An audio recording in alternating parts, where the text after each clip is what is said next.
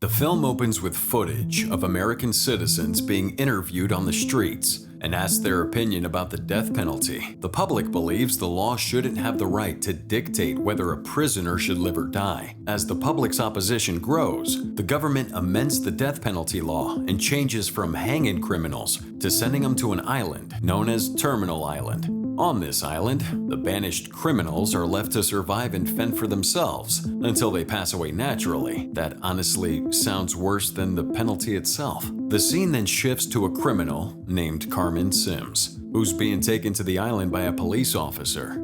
Upon arriving, the officer uncuffs Carmen and declares her banishment from the USA on behalf of the court and its judiciary. The officer then heads back to the country on his boat, and Carmen's left alone on the island to live out her punishment for the rest of her life. As she walks past, she sees this unalive body getting washed away by the sea. Since the island has become a new criminal dumping spot for the US government, the island is flooded with dangerous criminals and terrorists. After walking for hours, Carmen makes her way into a small village-like community on this island. Unfortunately for Carmen, she made a big mistake entering into this specific community. As she walks in, the people there start giving her nasty stares, and nobody welcomes her. She then sees three beautiful girls that are also a part of this community and wonders why such pretty girls like them are living with thugs. A hesitant Carmen walks up to the leader of the community, who goes by the name Bobby. Bobby's accompanied by his right-hand man, Monk, and a couple of other gangster men. Monk goes up to Carmen, and she leans forward to shake his hand, trying to show a friendly gesture. However, he grabs her and orders her to remove her clothing. But when Carmen tries to resist Monk, he attacks her and throws her to the ground and subdues her. Covered in dust, Carmen cries and soon loses hope in humanity because no one from the group would come forward to save her. However, even with her struggles, the leader, Bobby, decides to take Carmen into his community, where she stays with the other girls in a hut. Upon seeing a hurt and emotionally disturbed Carmen, the girls go to her and advise her to obey Bobby and Monk, or else they'll punish her even more. They go on telling her that Bobby is an evil man and that he treats the women here very badly. The next day, Carmen experiences firsthand what the girls were talking about last night, as she's forced to do the hardest labors with the girls, while the beta men take the easy tasks and the alphas ordering everyone else around. During the night, Carmen and the girls are forced to get frisky with the men, where Monk shows up to the girls' hut and assigns each one of them a certain man to please in the community. Without much choice, girls go on to execute their carnal duties. Damn, it's just messed up. The following day, the girls are tasked to serve the vegetables and food that they've harvested from the farms to the men. While handing out the food, two men get into an argument and begin fighting with each other, causing a scene. Monk sees this from afar and stands up to solve this dispute. However, Bobby stops him from interfering and tells him to let the men fight it out on their own. One of the men soon overpowers the other and assassinates him in front of everyone. Bobby then orders to take that body away and throw it into the sea. In the next scene, the girls are doing all the men's laundry, and some men are keeping an eye on them. But as the women are doing that laundry, a group of unknown enemies attacks the men unexpectedly. The enemy group takes out the men watching over the women, and the leader, named AJ, steals the women away.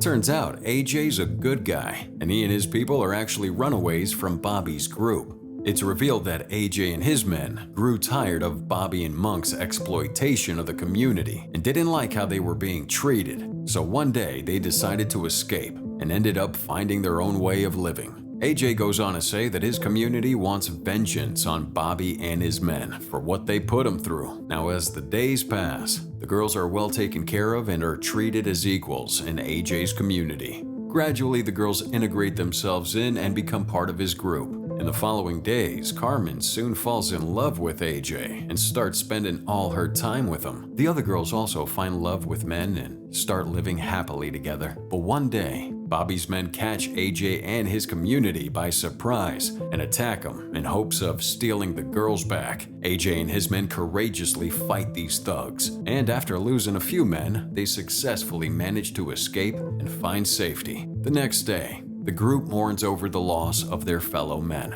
and AJ starts expressing his concerns about the few people they have left to fend off Bobby and his men. After much back and forth, AJ and his people decide to build weapons to level that playing field against their enemy, and they soon get to work. During this time, Bobby and his men can be seen building a radio-like device that ends up working, allowing Bobby to hear transmissions outside of the island. Bro's definitely up to something fishy. In the next scene, one of the girls goes to a waterfall to clean herself. However, she's spotted by Monk and some guys, and they immediately capture her and bring her back to Bobby. Then at the beach, they tie her up and start hurting her. After torturing her for some time, they leave her and run away. At this time, two police officers transporting goods at the beach can see this helpless woman's injured and tied up. They quickly go to help her. But this was part of Bobby's plan all along. With his homemade radio device, Bobby knew there was a shipment coming in. So when the officers were distracted, he and his men board the police boat and steal their guns.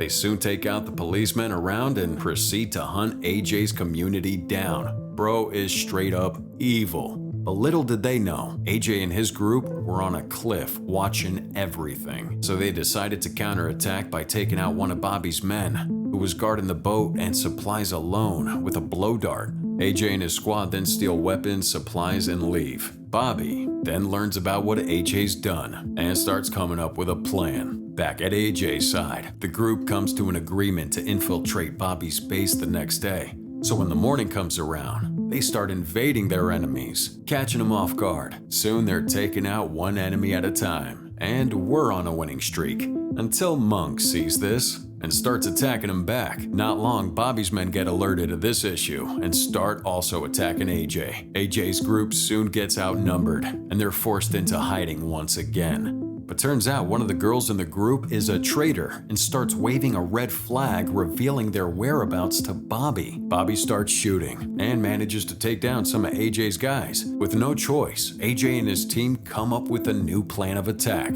and begin to execute it. One of AJ's men starts pouring gasoline into Bobby's hut and sets it on fire. That hut explodes, and Bobby perishes in that fire. AJ's group and the men from Bobby's group who had survived can be seen peacefully coexisting with each other. The scene then cuts to a police boat, where the police drop off a new female criminal on the island. The movie ends with AJ's group walking up to her and welcoming her to Terminal Island. Thank you all so much for watching. If you enjoyed this video, be sure to subscribe and turn on that notification bell so you don't miss out on our next video.